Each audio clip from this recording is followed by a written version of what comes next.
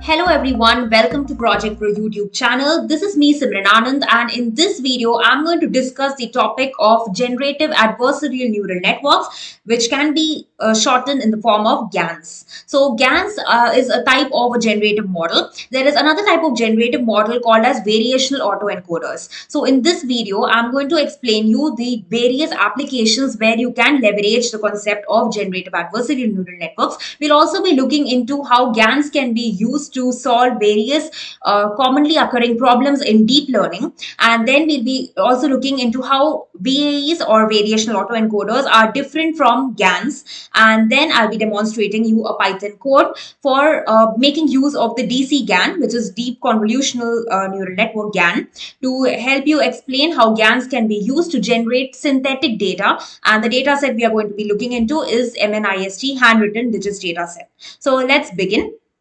So as we have, as in the previous video, I had explained you that there are various deep learning problems, right, where you have a lack of data or you do not have the data which is actually relevant for your use case. So in those cases where you want to synthetically add new data which is very similar to your existing data, you can leverage the different techniques of data augmentation. So one of the concepts which is very effective, one of the effective concepts of data augmentation is where GANs come into picture. So GAN stands for Generative Adversarial Networks. So it's a type of neural network. You can consider GANs as basically a two non-cooperation game, two-player non-cooperation game where there are two players. So one is the generator neural network and the other is a discriminator neural network. And these two neural networks, which are a part of GAN, they constantly compete between each other. So when they compete against each other, we know that in such a case,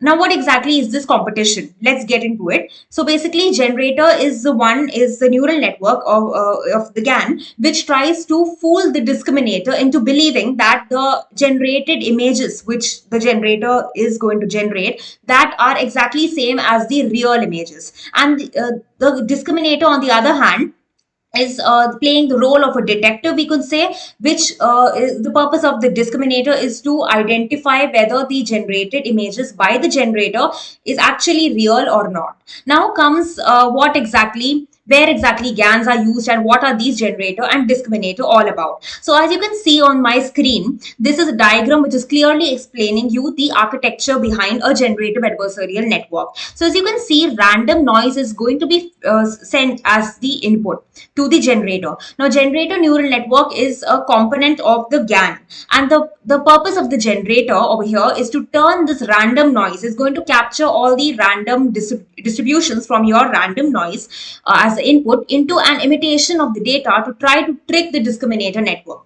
Now what does this imitation of the data mean? As you know, in the context of data augmentation, we try to create similar data, basically data which is not differing much with your input data. So it's the generator is trying to basically create or generate synthetic data, which is having slight variations with your input data, but it is closely similar to your input data, but it is not actually a real image. So it can be an image or a text, firstly.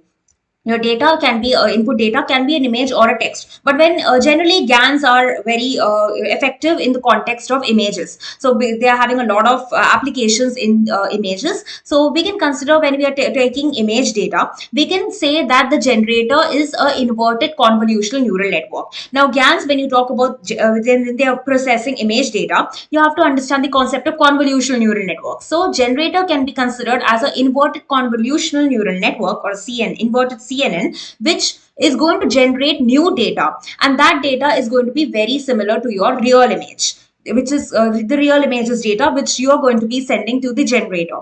Now once the generator is generated the data, that data is going to be sent to the discriminator. Now the discriminator is going to take two outputs. Basically, for the first output is going to be your real data, or you can see here the training set, which is consisting of all the real images or the original images you want, and the other input which the discriminator is going to take is the fake data or the fake images which are generated by the generator.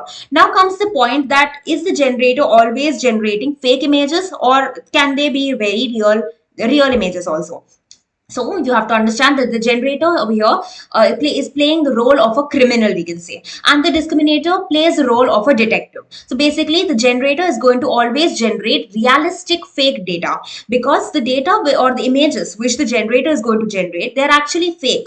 But then the generator is always competing against the discriminator in such a way that it always tries its best that the discriminator gets fooled by the generator, that into believing that all the images which are sent to the discriminator by the generator are actually the real images, or actually a part of your training set. Now, do you think that the discriminator will get fooled or not? Now, that will exactly depend on your accuracy of your model.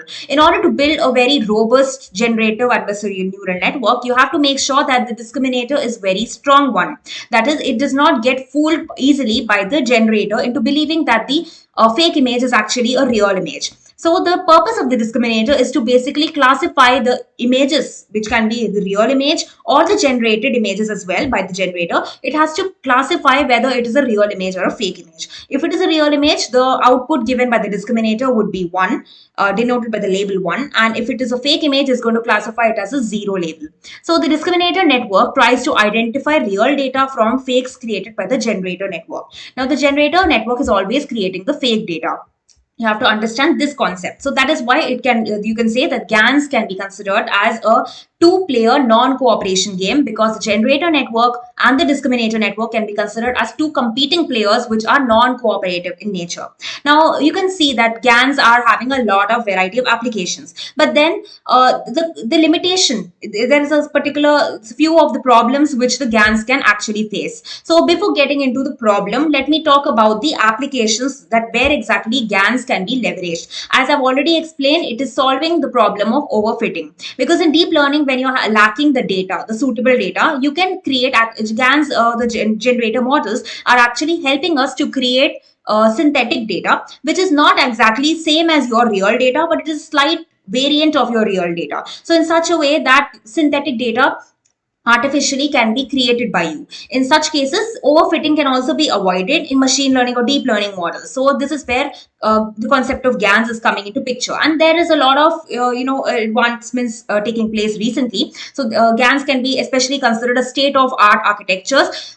They are having a lot of applications in the area of image style transfers. So image style transfer, or basically neural style transfer, is one concept where I'll be explaining in my next video to you, where in neural style transfer, how exactly you can make use of GANs to basically generate a artistic image, which is basically having a blend of your base image and a style image. So I'll be delving into that concept later on, which is a application of GAN as well, and you will be using a type of GAN called as CycleGANs there. But then instead of neural style transfer, you have to understand that it can be done without GANs and with the GANs as well. So we'll be in the next video looking into that.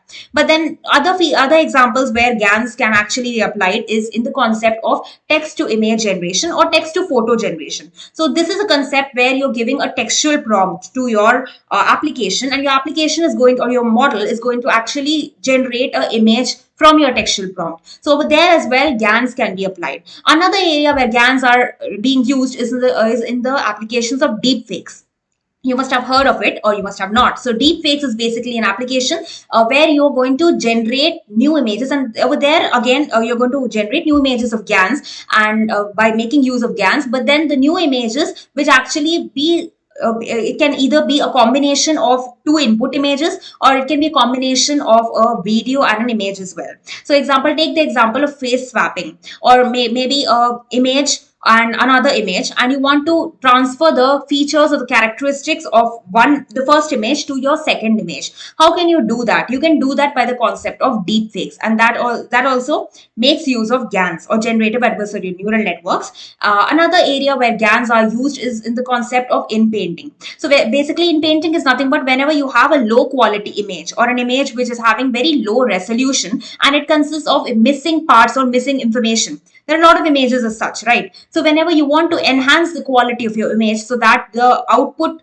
after you're passing it to your generative model, it is going to give you a very high quality image or a high resolution image by filling all your, or automatically filling all the missing parts of your input image. That is the concept of in-painting of image, where GANs are used. Another area where GANs are used is in the concept of aging. Aging is one technique that is, for example, say you have a set of images having all the faces of children, and you want to basically apply the aging concept using GANs, so that all the images which are of the children, or of the of the basically the early stages of your childhood or of your life, that has to be converted or modified in such a way that the new images which are generated by your generative model will be the same images, the images which are of the same people, but as if they are old. So that as if they are elderly aged, or they are old. So that concept of aging, where you're generating new images as if they are actually older images of the same people or same animals, objects, and plants, that concept of adaptation or generating new images, old images which are of different age, that is also where you can apply GANs. So you can see there GANs are having a lot of interesting applications. So you, as I've already explained you the goals of the generator and the discriminator, what exactly it does. You have to understand that generator is basically, the goal of the generator is to generate fake data or fake images, which can be text. If you're talking in the context of text, then it has to be something paraphrased. So if the input is a text vector or a text sentence, the generator is going to paraphrase that sentence and then generate a slightly different kind of a text which is having the same meaning as your original text, but it will be in a paraphrased form. So in that way, generator can play the role of a paraphraser if you're talking in the context of text. But then if it's image data, the fake images are going to be generated by the generator, passed into the discriminator. The generator's role is to basically fool the discriminator here into believing that the images generated by the generator are real images and they are not fake images. And the discriminator, as it's mentioned here, is going to determine or basically classify whether those images which is going to be passed to the discriminator, they are real or fake images. Now that you have understood what generator and discriminator are exactly doing, we'll also be looking into how CycleGANs can basically be leveraged on a MNIST handwritten image data. So MNIST dataset is basically is a handwritten, it's consisting of handwritten digits. So we are going to make use of that MNIST handwritten image dataset and then applying the concept of DC-GANs. We're going to make use of another type of GANs called as DC-GANs. As I've told, it is deep convolutional GAN network. How those can be leveraged to generate MNIST data, new data which is similar to your MNIST data, and how we can exactly create a robust model in such a way that the discriminator is well trained or does not get easily fooled. So we'll be looking into that as well, and that totally depends on your regularization concepts or how exactly you're tuning your hyperparameters. Now, hyperparameters can be the number of epochs, the number of iterations or cycles you are training your deep learning model. So that can be set by you accordingly. We'll be looking into it practically. So now that you have understood what concept of GANs is all about, what the discriminator does and the generator, here is a diagram which is clearly explaining the concept of GAN over here, the GAN architecture while training. So the noise, basically the generator is already containing the input which is given to the generator is basically noise. That is, it can be a low quality image which is very noisy or containing missing information, or it can be even random noise which can be sent to the generator. Now consisting of that noisy images data or that kind of input which is very low quality, that is going to be sent to the generator, and from that noise the generator is going to generate some kind of fake data which is very similar to your MNIST data set, which is a training data set which will be passed to your discriminator. Now the fake images which are labeled as 0 and the real images are labeled as 1, though these both are going to be passed into the discriminator, which is going to then identify or classify whether the input image which is sent to it is real image or a fake image, and then the corresponding loss is going to be calculated. Now what exactly is this loss? When I talk about, I'll not be delving deeper into the mathematics, but I'll definitely be explaining you like what exactly, which kind of mathematical concept is going to be applied here. So over here, loss is nothing but the KL divergence loss. Now KL divergence loss is a mathematical concept which stands for Kulber-Leibler distance. So that particular distance, or you can say that loss, always has to be optimized. As you know, in any ML model or deep learning model, the loss finally has to be optimized, because lesser is a loss, the higher is your accuracy. So you have to make sure that the distance, or which is nothing but the L2 distance in our case, has to be less. And the L2 distance is basically the distance or the loss, the difference between your output image, that is the output image sent by the discriminator, and your input image, which is a part of your MNIST data set. That difference has to be very minimal.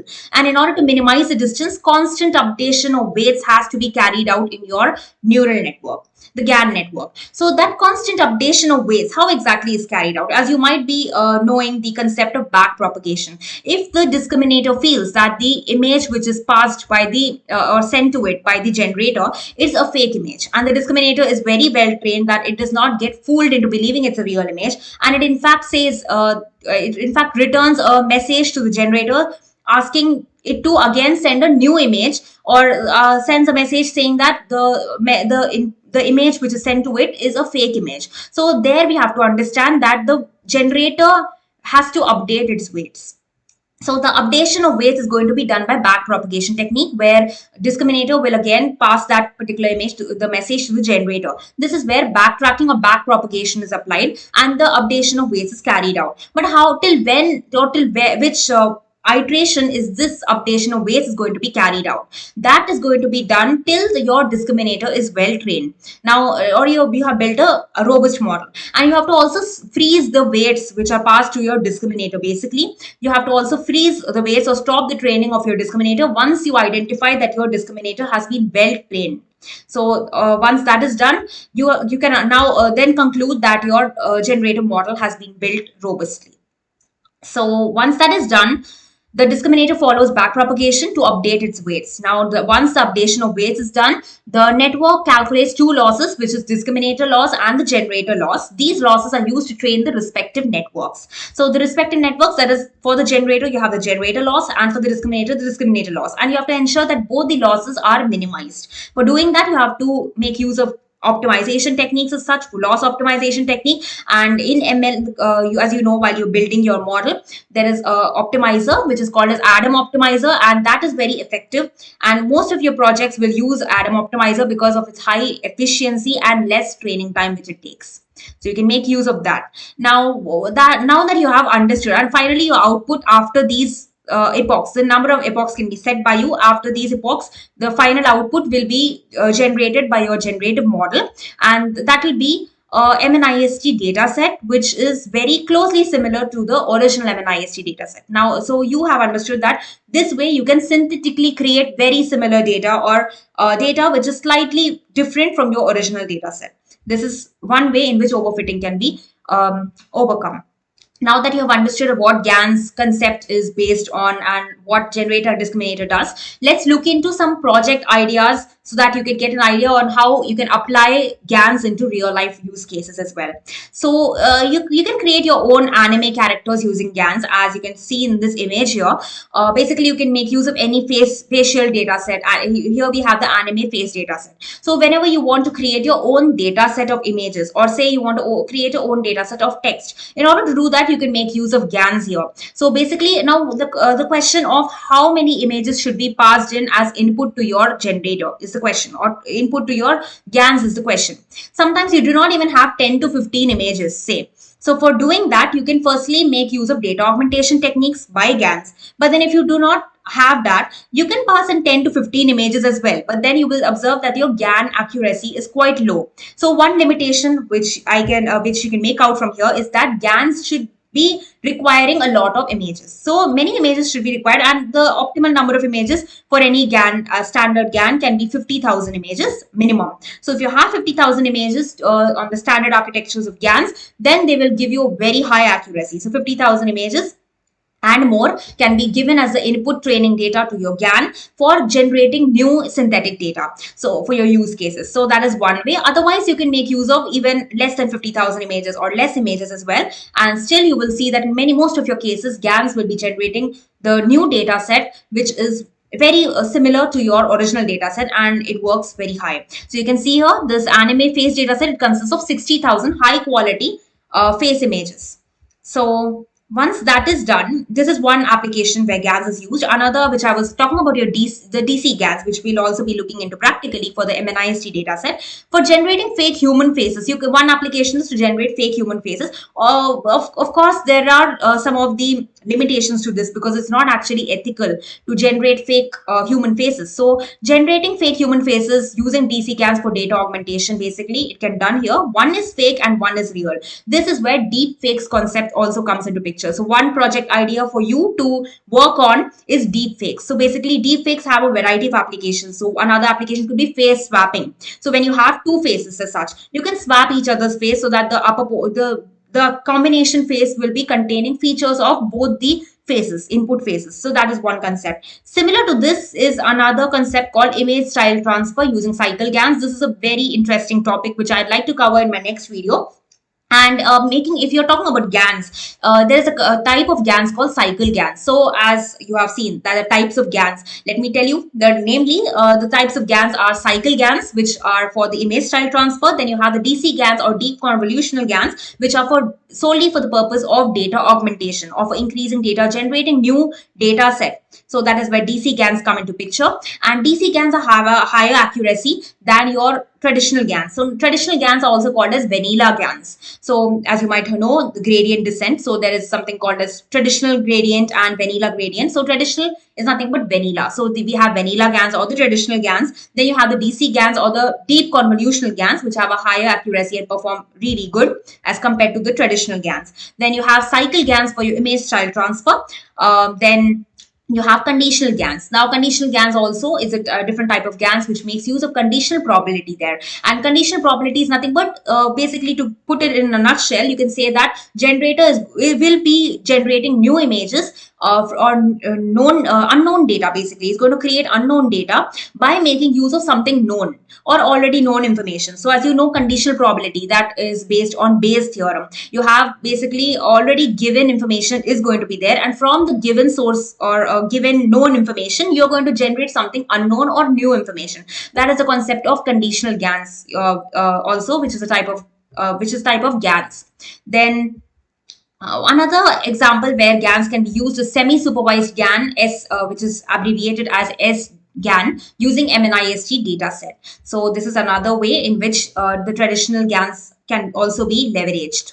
Now you have to understand that discriminator is a convolutional neural network and generator is an inverse convolutional neural network. Now when I say inverse convolutional neural network, as you can see in this diagram, there is a X star given here.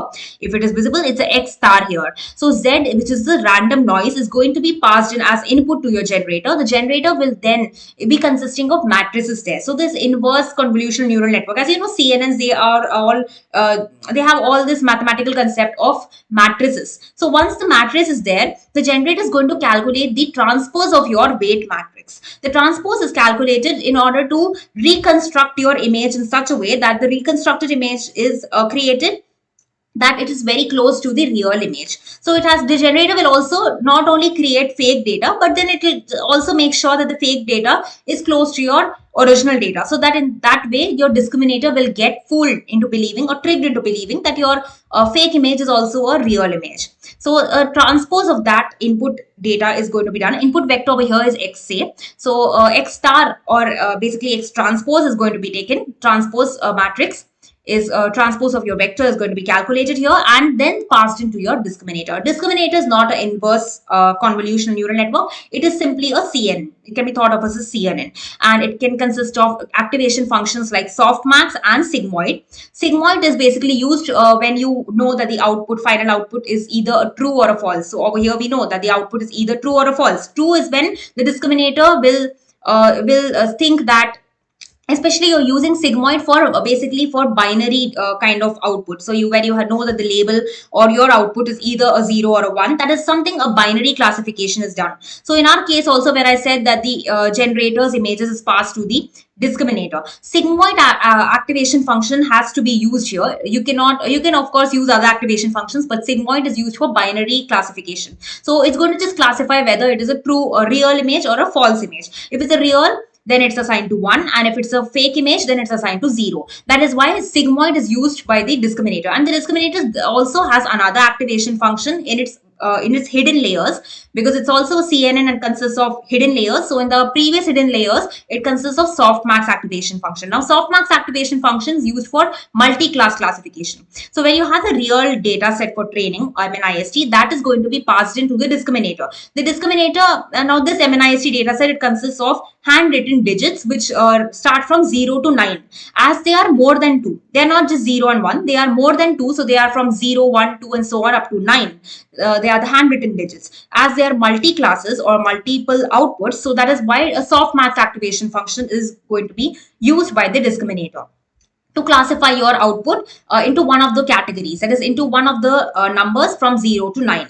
So now that you have understood how GANs architecture is all about, let us go to another medical side where GANs can also be used. So this is another project idea for you, where medical image synthesis using GANs for pulmonary chest x-rays. So basically, as you can see in this image, we have the real images, and there are cases where you want to synthetically create new medical images for examination purposes or for research based purposes. So for doing that, there are many CNNs have reported that the state of the art performance in predicting the correct diagnosis through radiography and CT scans. So GANs is one such state of the art architecture where the GAN generated images will be very effective way to overcome the limitations. That is where synthetic data generation, which is done by the GAN technique, and that is very similar to your existing training data. So that is why you can say that in medical image synthesis also GANs are being actively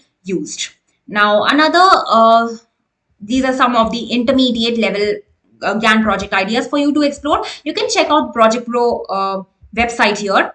So you can see here building face aging, as I was talking about the aging concept, where the older images of the person can be generated from the younger images of the same people. This and especially this concept can also be used for reusing of cards. So whenever you want to reuse any card, like say Aadhaar card or any identity card of facial images, so over there also you can make use of the aging concept, because the person will be the same, the identity of the person will be the same, but then the new image will be generated by the GAN in such a way as if the person were old. That is where you can make use of the GANs. And you can another important use case I'm getting in mind is where you want to study the adaptation. As you know that human beings have been adapted from apes and monkeys. So to study human evolution basically, or say to study plant evolution, animal or any kind of evolution of species from one stage to another stage, that is an excellent concept where you can apply GANs, because through phases you will understand how you can create images of humans, and you can create basically different versions or variants of apes, and the apes or basically the previous versions of apes, and basically before as we know that humans are derived from the previous species, and animals as well were all derived and they evolved from a particular kind of species. So you can study evolution of species in such a way as such. So that is one concept where GANs and aging technique can be used. Then colorizing black and white images using GANs. So this is another concept where gray-scaled images can be converted to GANs. Now this image colorization is done by a type of GAN called pixel-to-pixel GAN. So pixel-to-pixel is another type of GAN for colorization of images. So when you're passing in as a low-quality gray-scaled images, or it may or may not be low quality, but it's a gray-scaled or a black and white image, that is sent to the GAN model, and that generative model of yours will be generating a very high quality or a high resolution colorized image. So that is where the concept of GANs can also be used. Another project for you to work on other than image colorization is where image to Google Map, image to image translation is also done. This is done by dual GANs, which is another type of GANs. So these are some of the ideas. As I've told, pixel to pixel GAN is one type of GAN. This is another type of GAN called the dual GAN. So these are some of the project ideas for you can work on. Then removing unwanted noises from real scene images using GANs. So when the concept of denoising can be done. Now this kind of denoising, there are types of GANs like denoising GANs which do this purpose of removing unwanted images or missing parts of the images. I was talking about autofill, right, in painting of an image. So basically images consisting of something like missing pixels. So that pixels, in order to ensure that there is a spatial continuity between all the surrounding pixels or each pixel, that can be leveraged by the concept of GAN, so that all the unwanted noises can be removed, and the denoising, after doing denoising, the image will be of high quality without containing any gap between the pixels, and all the pixels are continuous in nature. So this is where you can make use of GANs. Now, denoising, as I've told, this is a concept of basically for noise removal. It can also be not only done on images, it can also be done on text, or when you talk about the concept of text, like there is stopword removal and so on. Then if you talk in the concept of audio, data set, or video, over there as well in audio we can make use of GANs. So it's not only, GANs are not only limited to text and images as such, but then in order to generate new videos also you can make use of GANs. And for doing that, you make you, instead of CNN, you make use of RNN, that is recurrent neural network, for the generator neural network model. For the generator component, you make use of RNN, which works on sequential data, and you can see that the text is paraphrased by the generator to create new videos. So once that is done, denoising images is one thing. Intent classification using GAN BERT. Now, intent classification, as my previous video I have explained what is chatbot, and intent classification is a core concept of any natural language processing bot. So when you talk about this intent classification, when the input is given by the user, in order to categorize what category of intent the input is passed in, that is done by intent classification, and that is done by GAN BERT. So BERT is a concept, as you know, it's a transformer in natural language processing. So making use of the standard architecture type of GAN, you can also perform the task of intent classification. This is an excellent concept that which is leveraged in chatbot, especially in e-commerce websites and other businesses as such. So you can work on this project idea as well. Then you can explore other project ideas like text to image synthesis, which can be done giving a text prompt or a caption basically to the image, a corresponding image which is based on the description given by you as a textual input, that can be generated. So abstractive text summarizer can also be done. So as you know, abstractive and extractive are the different types of text summarization. This is another project idea. Basically, abstractive, as the word says, it'll make sure that the meaning of the long text is going to be retained, but then the long text of yours is going to be summarized into a short text such that the meaning is same, but then the summary is given by the abstractive way. But then on the other hand, extractive is where it's a simple task, but then from the long text, you have to extract the sentences which are the best representation of the text. So from your input text only, some points are going to be extracted in the case of extractive text summarization. But when you're talking about the abstractive text summarization, this is where GANs come into picture. And because abstractive text summarization is also harder, you're not making use of exactly the same sentences, or not simply extracting or pulling from your input text, but then rather from your long text, you are going to compress or basically concise your long text in such a way that your short text, summarized text, is having the same meaning or conveying the same meaning as your long text. That is where this concept of GANs can also come handy. Then now that you have understood all about GANs, let us quickly get into the practical demonstration. So this is an example where you're going to build a DC-GAN type of GAN, as I've explained, to generate some handwritten digits trained on MNIST. And you're making use of these deep learning frameworks, which is TensorFlow or PyTorch. You can make use of either of them. So the programming language is Python. So once you have set up here, you have to basically we are making use of TensorFlow for now. So you have to import the TensorFlow library, and after doing that, you have to import the necessary libraries. Now we are working on image data. As you know, for image data, we have to import this particular library called PIL. So which is the pillow library basically. So once you have imported this dependency, then the NumPy for working on NumPy arrays, and then you have to import also TensorFlow.keras import layers. So you have to, since you're making use of TensorFlow framework, import all the dependencies here. So once all these libraries have been imported into your Google Colab environment, now comes the second part, where we load and prepare the data set. Since we are working on MNIST data set, this is how you have to load your data set in Python. And the task of your generator will be to generate handwritten digits resembling the MNIST data. Whatever data you're going to pass in, which can also be noise, which can also be some low quality images as well. They contain noise as well. And those taking those as input, the generator is going to generate some similar kind of MNIST data. We'll also be seeing how accurate our model is in the later stages.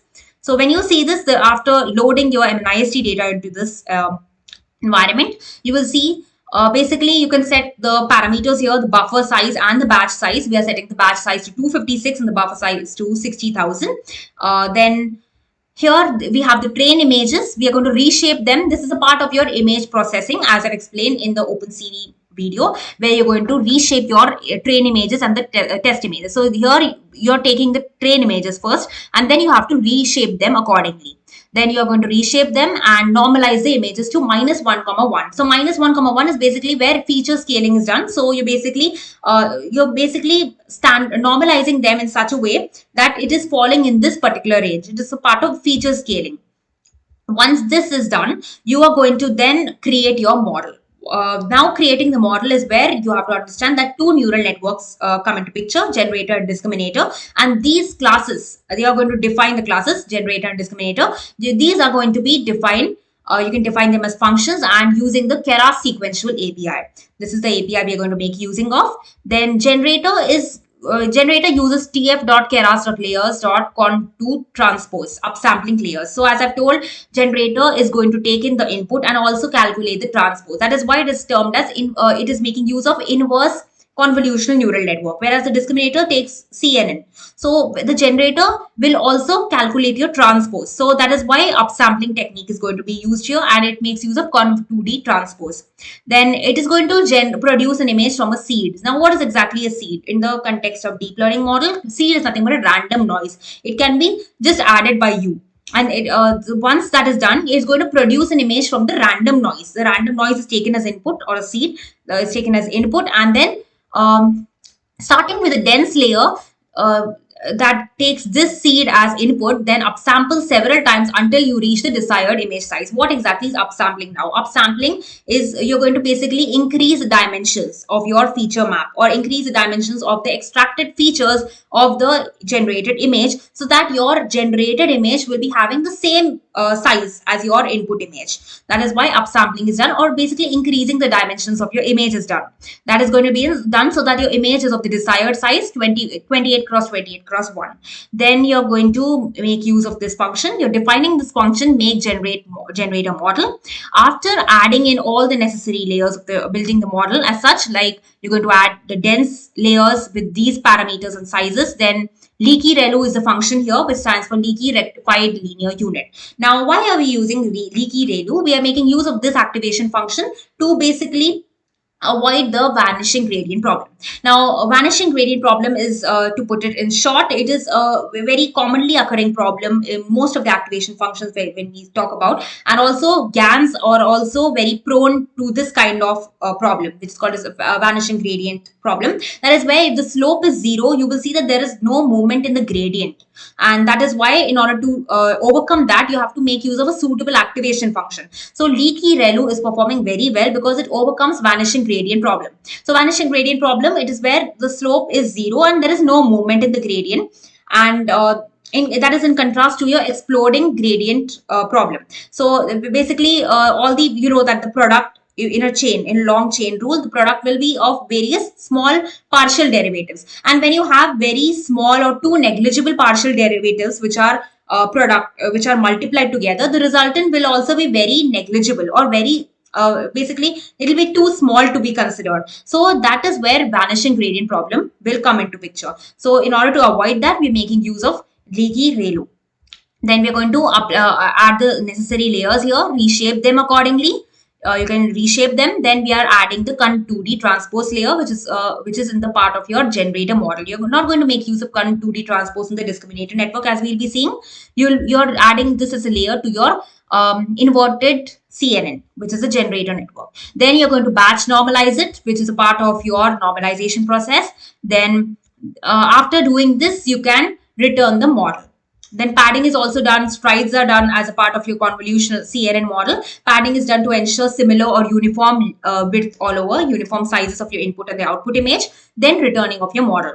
Once that is done, now you have to basically check or use this generator to create an image. Now the generator is not trained. You're not training the generator. You have just defined the function. So let's see what the generator will return. Now, when you have plotted this over here, you're making use of matplotlib. So plt.imshow. Imshow is the OpenCV function to basically to show the image or to display your output image. So on showing this, you will see the generator image is a gray image. It's a grayscale image, and it is a very low quality and it's a noisy image here. So we are going to make use of this image and then going to train the discriminator and then check how the generator is going to give us, after training it for some number of epochs, the generator model is going to finally give us some MNIST data set which is very accurate and very similar to your actual MNIST data. And then you'll be surprised at how exactly we have generated the by just giving some data to our model, by just feeding some random data to our model, how our model is actually be able to generate MNIST handwritten data, which is very similar and actually looking real. So that is where the concept of GANs come into picture, where you can artificially create data of your own, data sets of your own. So once this is done, let's move to the discriminator class, which is a CNN based image classifier. It is not inverted. It is just simply a CNN. That is why you can see here kind of a 2D transpose is not used. We are not making use of conv 2D transpose layer here, just conv 2D, because no transpose is taken here in the discriminator. It is not inverted CNN. It is just a simple CNN as opposed to your generator, which is competing against your discriminator. So once you're making use of this discriminator, you're defining the function here and adding all the necessary layers. You are also adding dropout here. Dropout is to overcome your overfitting, where dropout is basically to drop or basically to remove all the unwanted layers or neurons randomly. Now you're making use of dropout with a parameter given to it as 0.3. That is this amount of neurons will be dropped completely from your neural network of your discriminator. So that is basically done to avoid overfitting problems. So once that is done, you're applying leaky ReLU also over here, and then adding the flattened layer and then the dense layer, which is part of your fully connected neural network layer, FC layers, and then finally returning your model. Now let's check that what the discriminator is all about. So this is also untrained. The purpose of it is to classify the generated images of the generator, whether it is real or fake. Then once we are going to print what is the decision given by the discriminator, by taking the generated image of the generator, we will see that the output will be in the tensor form. It's going to return the tensor form.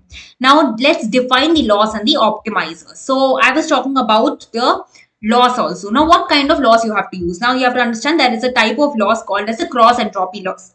The cross entropy loss works very well here. And you have to understand the cross entropy loss here is basically making use of logarithmic values. So it makes something like you have a pair of the true label and the predicted label. So it is something like the suppose y and y cap. So y log y plus 1 minus y log 1 minus y. So basically applying logarithmics and making the resultant of your basically the false as well as the true.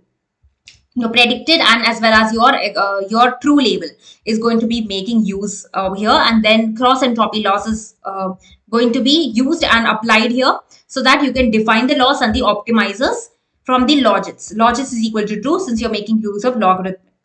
So once that is done, coming to the discriminator loss, this method over here, discriminator loss method, is basically, since I've told you we have two losses respectively for the discriminator and the generator loss. These both are quantifying how well the discriminator and the generator is performing. So there should be some metric to evaluate the performance of these two neural networks, right? So discriminator loss is basically to quantify how well the discriminator is able to distinguish real images from fake. If we see that the discriminator loss over here, which is a total loss over here, is given as a real loss plus the fake loss, and we see that this concept of loss is calculated by the cross entropy technique.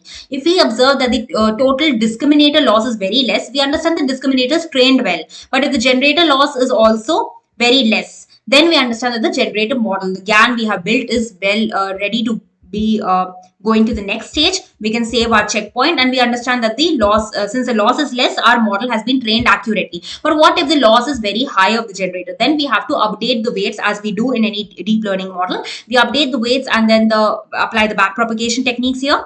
Then generator loss is taking the fake output only as the parameter in order to evaluate your generator loss. But then the discriminator loss will take the parameters of real output as well as the fake output. Fake output is the output given by the generator. Basically the generated images or the fake data which is generated with the generator is the fake output. Real output is the all the images which are a part of your input data, your input MNIST data set, which is actually expected. That is your real images. So once the generator loss is also being calculated, we compare the discriminator decisions on the generated images to an array of ones. Once that is done, we save the checkpoints. This is optional basically, and we are basically saving checkpoints so that we can reuse the code later.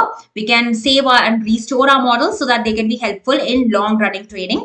If in case we want to reuse them later. So after you're saving your checkpoints, then we define the training loop. These are the hyperparameters I was talking about, where epochs can be set accordingly. I have set epochs to 50. Epochs, as I've told, these are the number of iterations or cycles of training. So I've set them to 50. So after 50 epochs, your training will stop. Then noise, I have set it to 50 because after 50, I was able to get a good output. As you will see, this is the output here. This is the MNIST data set, which we have actually synthetically created by building our MNIST data. By increasing the number of epochs as well, although the time will also increase. If you are increasing the number of epochs, the training time will increase. But then you will see a better result as well. But then for now, I have set the epoch to 50, and this is the kind of MNIST data that our GAN network has produced. So once that is done, noise dimension is another parameter. You can tune number examples to generate as well. So once the seed, which is basically nothing but the random noise, that is also set accordingly here. Though once this training loop has begun, and you will see that by defining this train step function and passing in the images here, you will then observe the gradient loss, the generator loss, and the discriminator loss being calculated by making use of the generator underscore loss and the discriminator loss functions which we have defined above. As I've explained you, it's making use of these corresponding parameters. And once this loss has been calculated, coming to the training step, which is the final step of our model, because we need to train our model with the kind of data we have passed in and with the generator and the discriminator components. On training our model, our GAN network, by passing in this data set and epochs as parameters. We have defined this function here, data set and the epoch. So data set is basically your MNIST data set, and then the epochs. Then when we have for 50 epochs basically on training the data, on training your GAN and then saving your images, you will generate and save images. This is another function for generating and saving images. And we observe here another that training is set to false. This is all layers run in inference mode. That is a batch norm. So you can run all your layers in inference mode here. Once training is applied here, this is the final output you get, which is generated by your GAN network. And that is, you can see we have artificially created the data. And of course, by increasing the training time and the number of epochs, a better version of MNIST dataset could have been created. So this is how we have leveraged DC-GAN here, which stands for Deep Convolutional GAN. I hope I have made the concept of GANs very clear to you, and in the upcoming videos, I'll be explaining you another very interesting topic, another area, an application of GANs, which is neural style transfer and image style transfer. We'll look into that. So for any comments and for any doubts, ping in the comment section here. Do like and subscribe to Project Pro YouTube channel. As you know, Project Pro is a curated library of solved and verified end-to-end project solutions in data science, machine learning, and big data. All the projects are developed by top industry experts working in the top global tech companies. And here in the Project Pro website, as you can see, you will find the codes which are reusable. 24/7 customer support will be there along with guided videos. You will find 3,000 plus code recipes absolutely for free. Do buy the Project Pro subscription plan to avail access to 250 plus solved projects, which are end-to-end solved projects, and subscribe to the Project Pro YouTube channel now. Thank you. Project Pro, the only solution for solved industrial grade projects.